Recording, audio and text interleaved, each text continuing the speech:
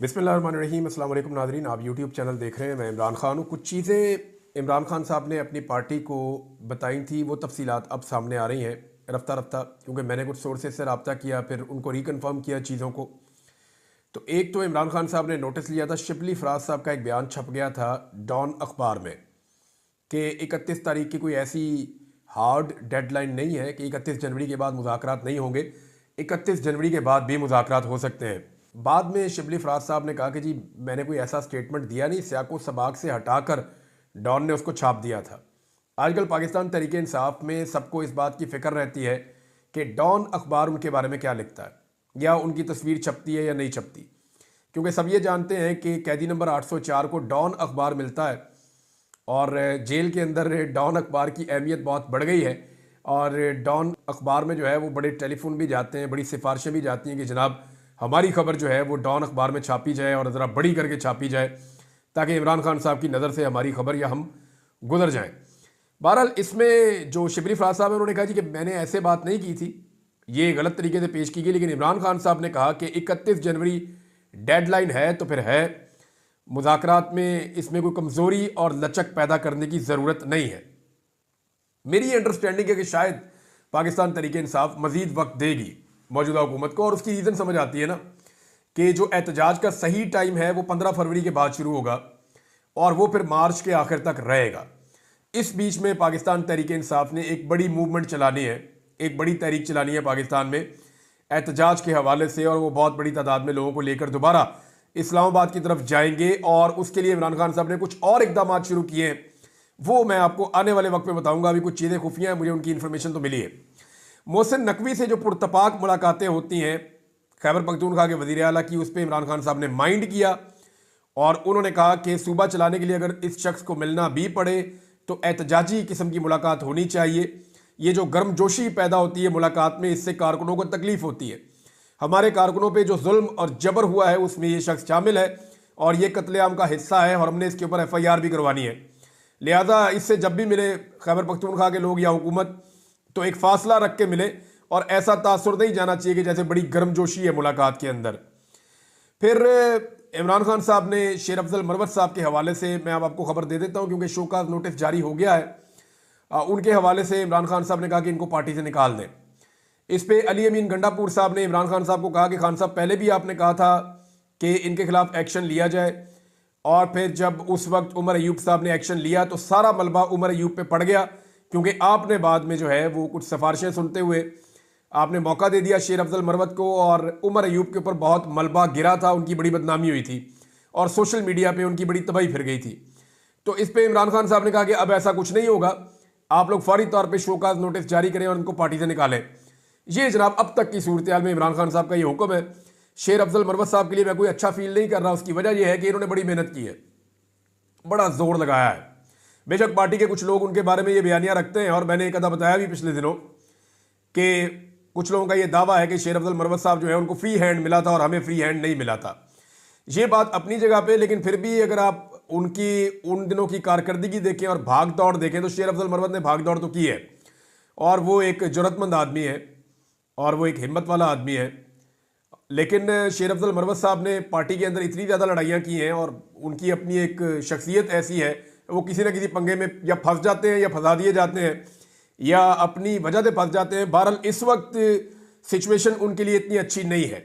अगर वो इस मरतबा अपने आप को पार्टी के अंदर कायम रखने में कामयाब हो गए तो ये उनकी एक बहुत बड़ी कामयाबी होगी। जिस तरह की मुझे इमरान खान को मिलने वाले लोगों ने बात बताई है, दो मुख्तलिफ लोगों ने, जिस तरह से उन्होंने मेरे सामने सूरत हाल रखी है उसमें तो उनके लिए अच्छी खबर नहीं है। और बाकायदा इमरान खान साहब को कहा गया जी पहले भी आपने छोड़ दिया था, और ये वज़ीर आला खैबर पख्तूनख्वा ने कहा, तो इस पे इमरान खान साहब ने कहा कि अब ऐसा नहीं होगा। दूसरी एक और चीज़ बड़ी कंफर्म की गई है कि इमरान खान साहब ने कहा कि मैं किसी से मुलाकात नहीं करूंगा, ऐसे किसी बंदे से जो मुझे मिलने की ख्वाहिश रखता है। साथ में उन्होंने कहा कि पहले तमाम सियासी कैदियों को और वर्कर को रिहा किया जाए और जुडिशल कमीशन बन जाए, फिर मैं अपने बारे में फैसला करूंगा कि मैंने कहाँ जाना है और कहीं नहीं जाना, और किससे मिलना और किससे नहीं मिलना। ये इमरान खान साहब ने बड़ा क्लियरली ये स्टेटमेंट दिया है। इसके अलावा अली मोहम्मद खान साहब ने एक स्टेटमेंट दिया है, और एक्चुअली सिचुएशन इस वक्त यही है। उन्होंने कहा कि इस वक्त इमरान खान को NRO नहीं चाहिए, इस वक्त दो तरफैन जो हैं उनको एनआरओ चाहिए। एक तो फार्म 47 वाली हुकूमत को एनआरओ चाहिए और एक एस्टेब्लिशमेंट को एनआरओ चाहिए, और इन दोनों को एनआरओ इमरान खान से चाहिए। लिहाजा ये दोनों मिलकर इमरान खान से एनआरओ मांग रहे हैं, एक ही आदमी से एनआरओ मांग रहे हैं, और इमरान खान साहब फिलहाल इन्हें एनआरओ नहीं दे रहे। एक और खबर आई है नाज़रीन, और वो ये है कि 8 फरवरी आने वाला है। क्योंकि देखिए इस वक्त जब मैं आपसे बात कर रहा हूं, आज आप वीलॉग सुन रहे हैं तो 15 जनवरी है, तो आधा महीना ये रह गया, उसके बाद एक हफ्ता है, उसके बाद 8 फरवरी आएगा। 8 फरवरी को हफ्ते का दिन है, यानी वीकेंड है, छुट्टी का दिन है। उस दिन पाकिस्तान तहरीक इंसाफ इमरान खान साहब की हदायत पे एक बहुत बड़ा एहतजाज लॉन्च करने जा रही है। 8 फरवरी को पाकिस्तान तहरीक इंसाफ पूरे मुल्क में एहतजाज करेगी, बहुत बड़ा एहतजाज करेगी, क्योंकि इसको ब्लैक डे के तौर पे पाकिस्तान तहरीक इंसाफ मनाएगी। और इस दिन जितने लोगों का वोट छीना गया, यानी जितने लोगों ने वोट डाला और उन्होंने वोट डाला किसी और को, और बाद में फॉर्म 47 के मुताबिक हुकूमत किसी और को दे दी गई, उन तमाम लोगों को, वोटरों को इमरान खान साहब ये पैगाम भिजवाएंगे कि आप अपने मैंडेट की वापसी के लिए निकलें और निकलकर एहतजाज रिकॉर्ड करवाएं। तो 8 फरवरी को पहले भी इनकलाब आया था 2024 में। मैं उसको इसलिए इनकलाब कहता हूं कि अगर कोई सॉफ्ट रेवोल्यूशन हो सकती है तो वो वोट की पर्ची के जरिए से आती है, और वो आ चुकी है। यानी इस वक्त पाकिस्तान में ज्यादातर हुकूमतें जाली है। जो आपका सदर पाकिस्तान है वहां से आप शुरू हो जाएं तो वो जाली एमएनएज और एमपीएज के इनके वोटों से वो बना हुआ है। अगर आप वजीर आजम पे आ जाए तो वो 18 सीटों वाला है, वो भी जबरदस्ती और जाली का बना हुआ है। अगर आप हुकूमतों के ऊपर आ जाए तो पंजाब हुकूमत, फेडरल गवर्नमेंट और बलूचिस्तान गवर्नमेंट, ये तीनों तो स्ट्रेट अवे 2 नंबर तरीके से बनी है। जबकि सिंध हुकूमत में भी पाकिस्तान पीपल्स पार्टी को हुकूमत बनाने में बड़ी दुश्वारियों का सामना करना पड़ता अगर फ्री एंड फेयर इलेक्शन हो जाते तो। अब सूरत हाल ये है कि 8 फरवरी को ब्लैक डे मनाया जाएगा, पूरे मुल्क में एहतजाज होगा। हर वो शख्स जिसके वोट के ऊपर डाका डाला है वो बाहर निकलेगा, और ये हफ्ते का दिन है, वीकेंड का। तो इस पे इमरान खान साहब एक बड़े एहतजाज का मंसूबा बना रहे हैं, और ये आपको आने वाले वक्त में पता चल जाएगा। एजाज चौधरी साहब के प्रोडक्शन ऑर्डर्स को लेकर यूसुफ रजा गिलानी साहब बड़े दिल बर्दाश्ता हो गए।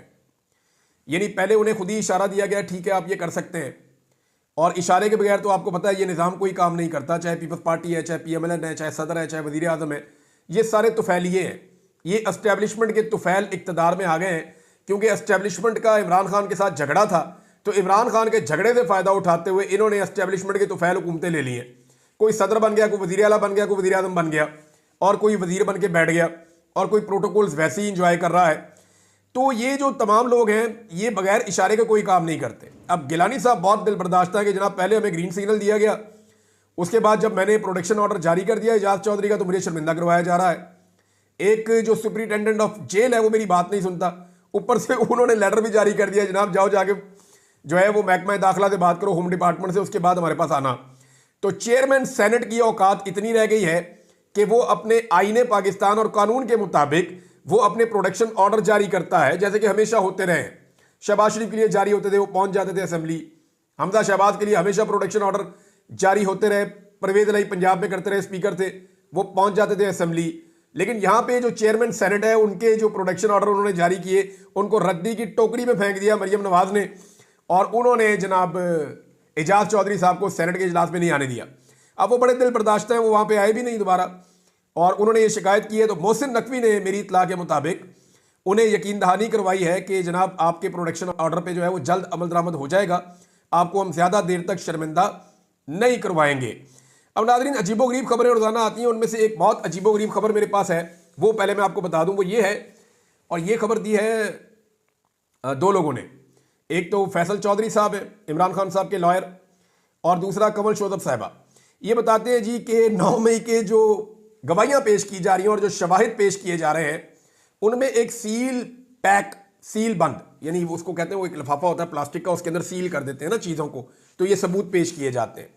तो बतौर सबूत एक मोबाइल फोन पेश किया गया जो पिछले 1.25 साल से पूरा चार्ज है। यानी आप अंदाजा करें कि जो मोबाइल फोन बतौर सबूत पेश किया गया वो फुल चार्ज है। यानी किसी वक्त अगर उससे तहकीकात की गई हैं तो उसके बाद उसको सील कर दिया गया ना। अब वो सील चीज को चार्ज तो नहीं किया जा सकता, लेकिन एक ऐसी बैटरी ईजाद की गई है कि वो फुल चार्ज है।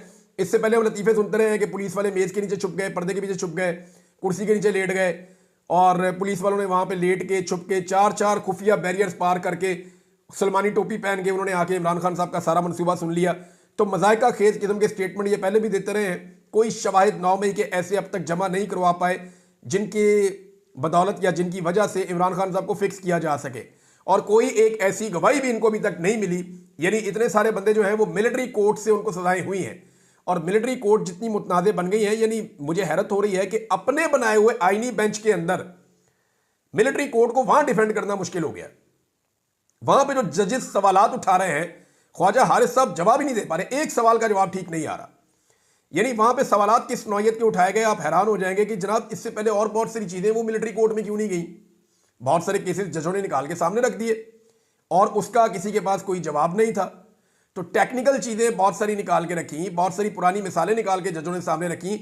जो चीज जज साहिबान पूछते हैं उसका जवाब ही नहीं होता, और कोई सबूत अभी तक कंक्रीट वहां पे ऐसा नहीं रखा जा सका जिसकी बुनियाद के ऊपर, या कोई ऐसे दलाइल नहीं दिए जा सके जिसकी बुनियाद के ऊपर जस्टिफाई किया जा सके। सिर्फ जस्टिस अमीनुद्दीन खान साहब हैं और वो दिलो जान से मिलिट्री कोर्ट की हमायत में उनके आते हैं जो रिमार्क्स हैं। अदरवाइज बाकी सारे रिमार्क्स जो हैं वो दूसरी तरफ के ऐसा लगता है कि मिलिट्री कोर्ट्स के सारे अगेंस्ट हो गए हैं। और अगर ये उड़ जाता है सारा मामला तो फिर इन लोगों के 2 साल वापस कौन करेगा, जिन्होंने इस तकलीफ में और अजियत में ये 2 साल गुजारे हैं कैद के अंदर, इनके 2 साल वापस कौन करेगा। अब एक और खबर है जनाब, वो ये है कि बिलावल को हलफ बर्दारी का दावतनामा मिल गया, और पाकिस्तान पीपल्स पार्टी में भंगड़े हैं, खुशियां हैं, लुडियां हैं कि बिलावल जरदारी को दावतनामा मिल गया सदर ट्रंप की हलफ बर्दारी का। अब ये इसके लिए बड़ी कोशिश की गई है, बड़े हाथ पांव मारे गए हैं, बड़ी लॉबिंग की गई है, बड़े बंदे इस्तेमाल किए गए हैं, बड़ा पैसा इन्वॉल्व किया गया है, और बिलाखिर बिलावल जरदारी के लिए हासिल कर लिया गया है एक दावतनामा। लेकिन मैं आपको ये चीज़ बता देता हूं कि बिलावल को हुकूमत का हिस्सा नहीं बताया गया। यानी मौजूदा हुक्मरान जो हैं वो अभी तक पूरी कोशिश कर रहे हैं कि उन्हें कुछ दावतनामे मिल जाएं और वो जाएं और जाकर ट्रंप की हलफ बर्दारी के अंदर शामिल हो जाएं। लेकिन अगर ट्रंप से इनकी मुलाकात होती है और ट्रंप अगर वहां पे 2 जुमले बोल देते हैं इमरान खान के बारे में, तो इनका प्रोग्राम पूरी तरह से बढ़ जाएगा। लिहाजा बिलावल को तो फिलहाल मिल गया है, हुक्मरान बदस्तूर कोशिश में है कि किसी तरह ट्रंप की हलफ बर्दारी का दावतनामा मिल जाए। लेकिन इससे होगा क्या, यानी इससे इनको कोई फायदा पहुंचेगा? तो मुझे ऐसा नहीं लगता कि इन चीजों से इनको कोई फायदा पहुंचने वाला है। इस वक्त जो इमरान खान साहब की लड़ाई है वो एक्चुअली तो ऐसा लगता है कि एस्टेब्लिशमेंट के साथ है। मैं नॉर्मली ऐसे बात नहीं करता, लेकिन हमारे बड़े सीनियर सहाफ़ी हैं और मैं उनका बड़ा एहतराम करता हूं, रऊफ़ कलासरा साहब, उन्होंने एक स्टेटमेंट दिया है तो आज मैं चाहता हूं कि मैं थोड़ा सा उस पर एक तजिया दे दूं। रऊफ़ कलासरा साहब फरमाते हैं कि इमरान खान को एस्टेब्लिशमेंट को आई एम सॉरी कह देना चाहिए। यानी इमरान खान साहब को कह देना चाहिए एस्टेब्लिशमेंट को कि आई एम सॉरी। कौन सा आसमान गिर जाएगा? तो इस पर उनसे सवाल किया गया, मंसूर खान साहब ने किया कि सॉरी कहने से उनकी सियासत को धचका नहीं लगेगा, घाटे का सौदा नहीं है। तो उन्होंने कहा मैंने ज़िंदगी में 3-4 मरतबा सॉरी कहा लेकिन मुझे कोई नुकसान नहीं हुआ। बात ठीक है, बंदे से गलती हो जाए तो बंदे को सॉरी कह देना चाहिए। मैंने भी जाके जो हमारे बलोच बहन भाई हैं उनसे सॉरी कहा था कि जी मेरे से गलत जुमले निकले मेरे मुंह से, मैं आपसे माफ़ी चाहता हूँ। लापता और जबरी तौर पे गुमशुदा लोगों का जो एक मामला है उस पर मुझे बड़ी तकलीफ़ है। मैं सारी ज़िंदगी इसके लिए बोलता रहूँगा और कोशिश करता रहूँगा, इस व्लॉग में भी बोलूँगा। अभी एक इन्फॉर्मेशन आई है, लेकिन मेरा रऊफ़ भाई से एक सवाल है, वो ये है कि कभी क्या हम एस्टेब्लिशमेंट से मुतालबा नहीं कर सकते कि वो सॉरी करें? यानी मेरे से कौन माफ़ी मांगेगा? मैं वहाँ उनसे पूछता था इंटेलिजेंस के लोगों से, ISI वालों से, कि मैंने किया क्या है, तो उनके पास इसका जवाब ही नहीं था। वो ये कहते थे बस अभी आप हमें बाहर सूट नहीं कर रहे, इतने रहो अंदर, जो आप बात करते हैं वो गैर कानूनी नहीं है लेकिन हमें सूट नहीं कर रही। तो उनको सूट नहीं की, उन्होंने मुझे अंदर रखा, मेरे से कौन माफ़ी मांगेगा? यानी हमेशा क्या सिविलियन ही माफ़ी मांगेंगे? क्या चिल्ड्रन ऑफ लेसर गॉड हैं हम कोई घटिया लोग हैं, कीड़े मकोड़े हैं कि हमेशा हम माफ़ी मांगेंगे और एस्टेब्लिशमेंट कभी माफ़ी नहीं मांगेगी? लापता बलोचों और पश्तूनों से माफ़ी कौन मांगेगा? गड़ी खुदा बख्श में जो लाशें पड़ी हुई हैं उनसे माफ़ी कौन मांगेगा? मादर मिल्लत को जो जिल्लत दी गई इस मुल्क में उसकी माफ़ी कौन मांगेगा? 4 मरतबा पाकिस्तान में मार्शल लॉ लगाया गया और बदतरीन मुदाखलत सियासत के अंदर की गई, बार बार की गई, उसकी माफ़ी कौन मांगेगा? मुल्क को 2 टुकड़े कर दिया गया, उसकी माफ़ी कौन मांगेगा? यानी कमज़ोर को माफ़ी मांगने की तरगीब देने से बेहतर है कि मजलूम का साथ दे देंगे। मैं ये नहीं कह रहा कि इमरान खान साहब ने कोई गलती नहीं की, मैं क्लियरली कहता हूं कि उनकी भी गलतियां हैं। इमरान खान साहब भी कंप्रोमाइज हुए हैं एस्टेब्लिशमेंट के हाथों, लेकिन क्या आज वो जुल्म का शिकार नहीं है? क्या उनके खिलाफ जो है वो झूठे मामलात नहीं घड़ के लाए गए सामने? तो इस वक्त इमरान खान साहब को ये मशवरा देना कि एस्टेब्लिशमेंट से वो माफ़ी मांगे, मेरे ख्याल में एस्टेब्लिशमेंट को भी हमें कहना चाहिए कभी कि वो भी माफ़ी मांगे जो कुछ उन्होंने इस मुल्क में गलत किया, जो जुल्म और जबर उन्होंने किया। यानी कम से कम जो जबरी तौर पे लापता लोग हैं पाकिस्तान भर में, और ये पॉलिसी कभी काम नहीं करेगी, इससे बहुत तकलीफ होती है लोगों को। तो इन चीज़ों के ऊपर कभी एस्टेब्लिशमेंट को भी हमें कहना चाहिए कि वो भी माफ़ी मांगे कौम से, और माफ़ी मांगने के बाद जो है वो आगे बढ़े। जिन लोगों के साथ ज्यादती हुई, खास तौर पे शहीद अरशद शरीफ के साथ जो कुछ हुआ इस मुल्क में, उस पर माफ़ी कौन मांगेगा? यानी वो उसका पॉइंट ऑफ व्यू था ना अरशद शरीफ का, वो अपना पॉइंट ऑफ व्यू दे रहे थे, लेकिन उनको मजबूर किया गया कि वो इतने परेशान हो गए कि मुल्क छोड़कर बाहर चले गए। साबिर शाकिर से माफ़ी कौन मांगेगा? बाकी लोग जो पाकिस्तान से बाहर बेचारे बैठे हैं, बहुत सारे, अहमद नूरानी हैं, उनके अलावा वजाद सईद हैं, इनके अलावा जो हैं वो बुईद पीरज़ादा साहब हैं, शहबाज गिल हैं, और बहुत सारे लोग हैं, अब कासिम सूरी है। ये जो लोगों को पाकिस्तान छोड़ना पड़ गया झूठे मुकदमात की वजह से, इन लोगों से माफ़ी कौन मांगेगा? और पहले भी लोग पाकिस्तान से बाहर जाते रहे छोड़ छोड़ के, PMLN के दौर में भी, PTI के दौर में भी, पीपल्स पार्टी के दौर में भी। यानी हमेशा क्या सियासतदान माफ़ी मांगेगा और कमज़ोर आदमी माफ़ी मांगेगा? एस्टेब्लिशमेंट को भी अपने किए की माफ़ी मांगनी चाहिए, और उनको भी हमें यह मशवरा देना चाहिए कि वो माफ़ी मांगे।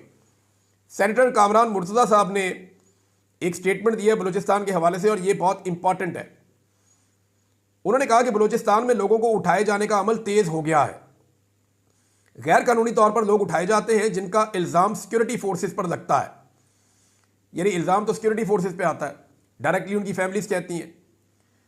और इसमें जो उन्होंने ये कहा कि ज़्यादा लोग अब उठाए जा रहे हैं, और ये बात उन्होंने उस वक्त कही जब 2 दिन पहले chief justice of Pakistan Yahya Afridi साहब ने बताया कि जनाब, मैंने बलूचिस्तान के अंदर जो चीज़ें सुनी हैं लापता अफराद के हवाले से, उससे मैं हिलकर रह गया हूँ।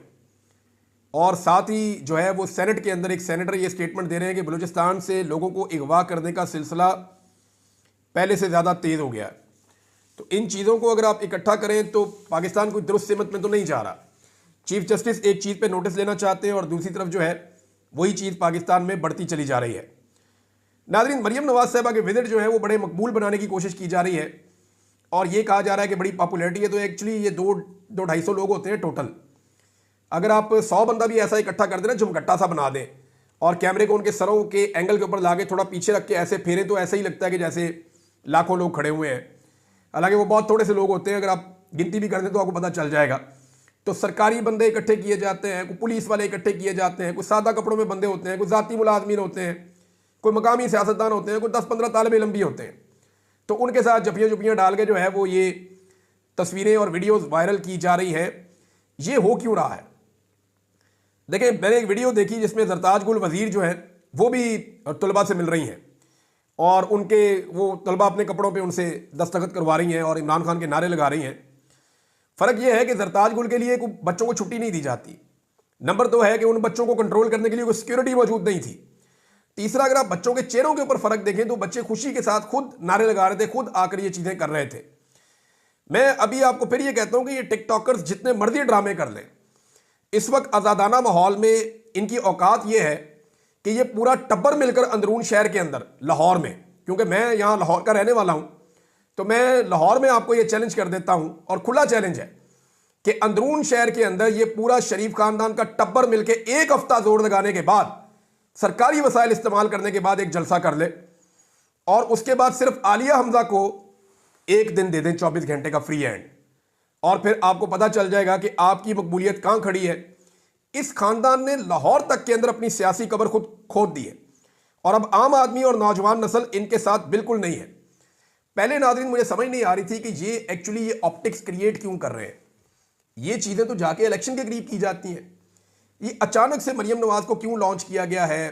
थोड़े अरसे में बताया जा रहा है कि नवाज शरीफ को री लॉन्च किया जाएगा, तो मरियम को क्यों निकाला गया? क्यों इदारे, तालीमी इदारे, बच्चे, ये ऑप्टिक्स क्यों क्रिएट किए जा रहे हैं? इतना पैसा खर्च कर रहे हैं, इंतजामिया का जोर लगा रहे हैं। जिस ज़िले में ये जाते हैं वहाँ की पुलिस को, वहाँ की ब्यूरोक्रेसी को मुसीबत पड़ जाती है कि अगर प्रोग्राम के अंदर कोई ज़रा भी खलल रह गया तो हमारी ऐसी तैसी हो जाएगी, हमारी मंजी ठुक जाएगी। वो बेचारे दिन रात एक करके किसी तरह भी उसको पुरअमन तरीके से प्लांटेड किस्म का एक प्रोग्राम करने की बेचारे एक्सरसाइज करते रहते हैं। हुआ ये है कि कुछ अर्सा पहले ये जो टिकटॉकर्स हैं इनको बाकायदा ताना दिया गया है, और इन्हें बताया गया है कि आपको जाली हुकूमत तो दिलवा दी गई, इख्तियारात तो आपको दिलवा दिए गए, लेकिन इसके बावजूद आप पाकिस्तान में अवाम के अंदर कोई हमदर्दी पैदा करने में मुकम्मल तौर पर नाकाम रही और पूरी सपोर्ट आज भी नौजवानों की इमरान खान के साथ है। तो अब जनाब ये जाली किस्म की सपोर्ट शो की जा रही है और ओपन जलसा करने की इनकी औकात नहीं है। ये चैलेंज करके पाकिस्तान तहरीक इंसाफ के किसी आम वर्कर के सामने भी जलसा नहीं कर सकते मियां साहब इस वक्त। और अभी कुछ सर्वे कंपनी से भी मैं आपको पहले बता रहा हूं और इदारों से रब्ता किया गया है कि आप कुछ ऐसे सर्वेस करवाएं जिनमें पंजाब के अंदर आपने दिखाना है कि मरियम नवाज की मकबूलियत ऊपर जा रही है पाकिस्तान तहरीक इंसाफ के मुकाबले में। और आने वाले दिनों में अब आप ये सर्वेस भी देखेंगे, इनके ऊपर बाकायदा काम हो रहा है, इनके ऊपर बाकायदा मेरी इतला के मुताबिक जो है वो पैसा भी खर्च किया जा रहा है। और अब जनाब ये सर्वेज आपके सामने आएंगे और बताया जाएगा कि जनाब बड़ी मकबूलियत हो गई है। दूसरी जानिब जो है वो फस्तायत का बाजार गर्म है, वो चीज़ें मैं आपके साथ बाद में शेयर करूंगा। लेकिन आम आदमी से इनकी दूरी का आलम यह है कि वो एक बंदा बेचारा मिलना चाह रहा था वज़ीर आला से सियालकोट में, उसको पुलिस वालों ने चपेड़े मार मार के उसको अरेस्ट कर लिया, उसे गिरफ्तार करके ले गए, वहां से हटा दिया उसको। तो आम आदमी से तो ये अपने आप को इतना दूर रखते हैं, जब तक कि प्रोग्राम प्लांटेड ना हो वहां मत जाइएगा, वरना आपका प्रोग्राम बढ़ जाएगा। अब तक के लिए इतना ही, अपना ख्याल रखिएगा, अपने इस चैनल का भी। अल्लाह हाफिज़।